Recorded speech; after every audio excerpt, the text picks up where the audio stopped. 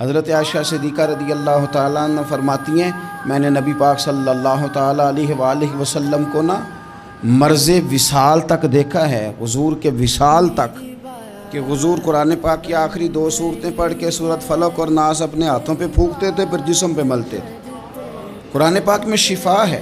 اب تو لوگوں نے دم درود کو نا اس کو بڑا ہلکا سا کام سمجھ لیا۔ ویسے بھی یہ عاملوں کے ہتھے چڑھ گیا، ملنگوں کے ہتھے چڑھ گیا، کاروبار بن گیا، تجارت بن گئی۔ ورنہ قرآن پاک کی آیات پڑھی جائیں تو حضور نے فرمایا سورہ فاتحہ میں شفا ہے، اس میں کرم ہے۔ یہ چیزیں جو بڑی ہمارے لیے سود مند تھی، فائدہ مند تھی، ہم چھوڑ گئے۔ ایک بڑی خوبصورت حدیث ہے، سنیے گا۔ حضرت ابو سعید خدری رضی اللہ تعالیٰ عنہ حدیث کے راوی ہیں، بخاری میں موجود ہے۔ ارشاد فرماتے ہیں کہ ہم ایک سفر پہ تھے، واپس آ رہے تھے، ایک جگہ رات کو قیام کیا، سونا تھا، بستی تھی۔ بستی کے لوگوں نے نہ کھانا پوچھا نہ پانی پوچھا، کوئی ضیافت نہیں کی۔ آدھی رات کا وقت آیا تو ایک بندہ دوڑا آیا، کہنے لگا ہمارے سردار کو بچھو نے کاٹ لیا ہے، تم میں سے کوئی بندہ دم درود کر لیتا ہے؟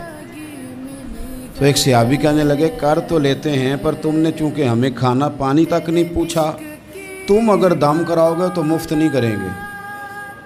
بخاری پڑھ رہا ہوں۔ پیسے لگیں گے۔ کتنے پیسے؟ بکریوں کا ایک ریوڑ پورا۔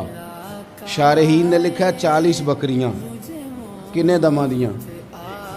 او بھائی اس سے کوئی بندہ جواز نہ لے کہ پیسے لینے جائز ہیں، اس سے جواز نہ حاصل کرے۔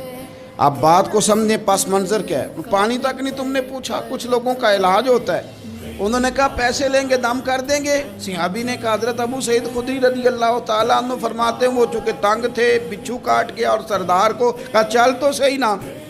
وہ صحابی گئے، سورہ فاتحہ پڑھ کے دم کیا، اور حدیث بخاری سے میں آپ کو دکھاؤں گا۔ لوگ کہتے ہیں دم کدھر سے آ گیا؟ بخاری پڑھ رہا ہوں، صحیح بخاری۔ شفا تو اللہ نے دینی ہے نا، رب کریم نے شفا دے دی۔ بکریاں لے لیں، آ گئے جہاں آرام کر رہے تھے اس جگہ۔ صحابہ میں اختلاف ہو گیا، کچھ کہنے لگے بکریاں لینی چاہیے تھی، کچھ کہنے لگے نہیں لینی چاہیے تھی۔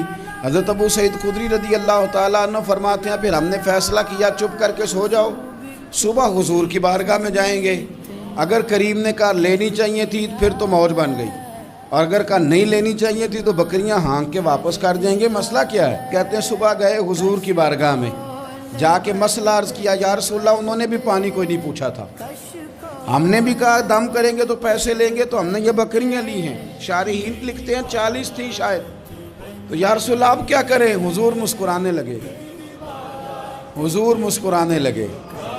جس کے گچھے سے لچھے جڑے نور کے، ان ستاروں کی نزہت پہ لاکھوں سلام، اور جس کی تسکین سے روتے ہوئے ہنس پڑیں، اس تبسم کی عادت پہ لاکھوں سلام، اور ان کی باتوں کی لذت پہ بے حد درود، ان کے خطبے کی ہیبت پہ لاکھوں سلام۔